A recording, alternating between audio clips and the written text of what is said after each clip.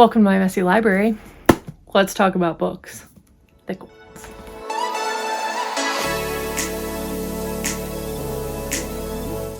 So today we are here to talk about The Eye of the World by Robert Jordan.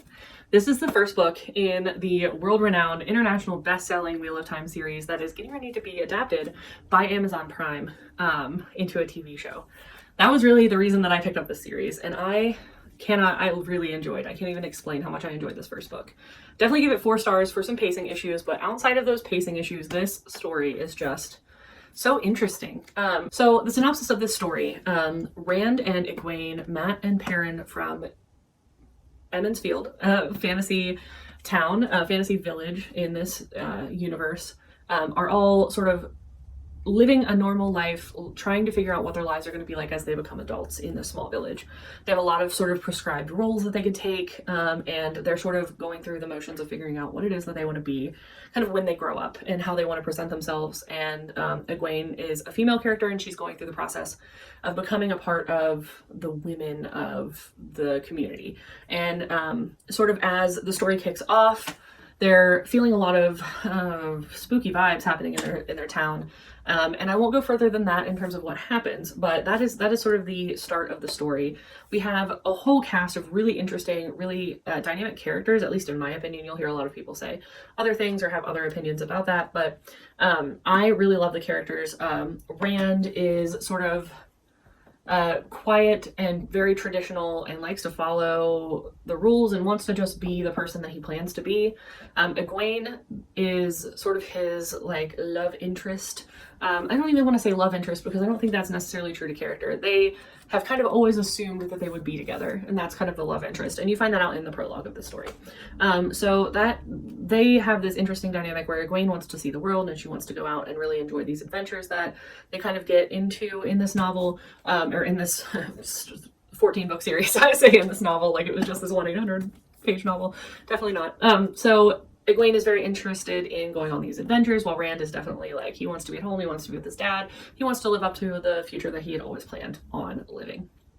And then you have Matt. He's a troublemaker, he's a prankster, he's a really lovable character that does a lot of really teenagery things, especially in his first novel. So he is, but he is known and loved in this series. I've heard that from many people who've read it. So he is definitely one I'm looking out for as I get into further books in the series. Then we have Perrin. Perrin is a quiet, tall, sort of lumbering blacksmith character. So he's sort of our axe wielder of the group, and he is just, he's a really quiet, careful guy, and he really turns into an interesting character with some interesting stuff happening towards the middle and end of this book. So that's sort of our characters that we know right off the bat. We meet the characters Moraine and Lan. Moraine being a really powerful magic wielder, and Lan being her sort of bonded protector. And these two characters come into Emond's Field, and that kind of kicks off this adventure that they go on, and they continue on for 14 books. So why did I decide to read The Wheel of Time? So I have heard of The Wheel of Time many times from many different people. I have some friends who have read it. There are a lot of booktubers that talk about this series, specifically Daniel Green, which I've followed for a long time, mainly for Stephen King content to start. And then I kind of became a fantasy fan through listening to him talk about his love of fantasy. And Wheel of Time has been in talks with this Amazon Prime TV show for a while, and I'd said many times that if the trailers looked really interesting to me, I was going to read the books. And I hadn't set any other plans, and I actually hadn't even known like when the trailers were going to drop. But on the day that the trailers dropped, I watched like a live reaction from Daniel Green on this story, or on this trailer about this story, and his excitement made me want to immediately buy this book. So I did. I bought it within the next hour. I actually ended up talking with some friends at work about it, and we have kind of had this opportunity to read it kind of together. He's a little bit ahead of me, the person who's reading it. That's okay. That's been really fun. So that is kind of why I started to read this book. I am really excited for the show, especially now that I've read the first book. The first season of the show is supposed to cover material from books 1, 2, and 3. So my hope is to read up through the third book by November 19th when it comes out. And that is sort of my plan with this series. Now, in terms of The Eye of the World, I gave this book 4.5 stars. And you can't give half stars on Goodreads, so like I can say I gave it 4.5 stars, I guess, and that's kind of what my brain says about this book. But that's where I am with this one. The main like deduction on those points being that the pacing is a little hitched in a couple spots, and there are a couple of times when there's just kind of unnecessary scenes. Some people would say that Jordan is overly descriptive. I disagree, but I'm also a Stephen King reader.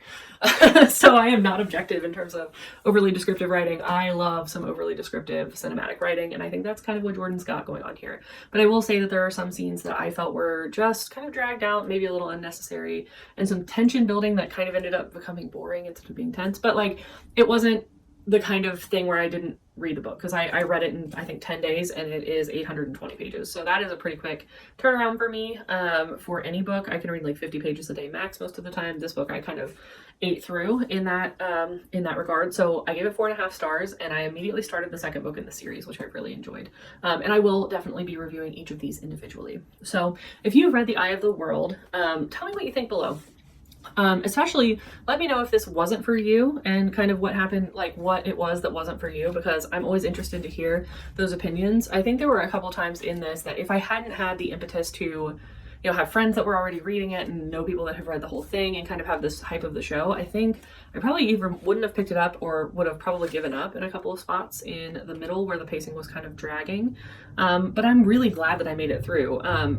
A lot of people also criticize this for being a retelling, quote unquote, of Lord of the Rings. The first book specifically, more than anything. I did not feel that way at all. I definitely saw little bits and pieces, and there were scenes where I was like, oh, okay, I see where this is coming from. I see where this character kind of matches this character.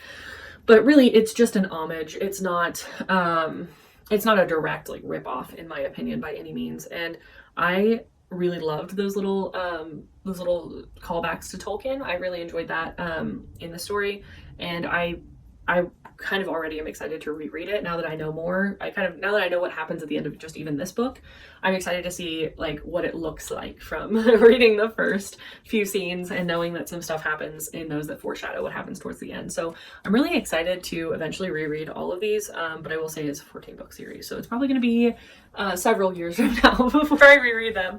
But yeah, overall, I gave this book 4.5 stars. I really enjoyed reading it. I'm really excited about the series. I will be finishing The Great Hunt soon, so I will have that to also review on the channel very shortly. And I will also probably be doing reactions to each episode, or little snippets at least of each episode, with some discussion points as well. So if you would like to chat with me about The Eye of the World, definitely hit up the comments below. Let me know about your favorite scenes. Be wary of spoilers and hide them below the fold if you can. So put a couple of dots, move it below the fold so that you have to hit read more. Please do that for anyone who hasn't read this book. I definitely don't want to go into spoilers on this channel, at least not in this review for this, unless people kind of ask me to go into a spoiler review. I'll definitely do that if you're interested.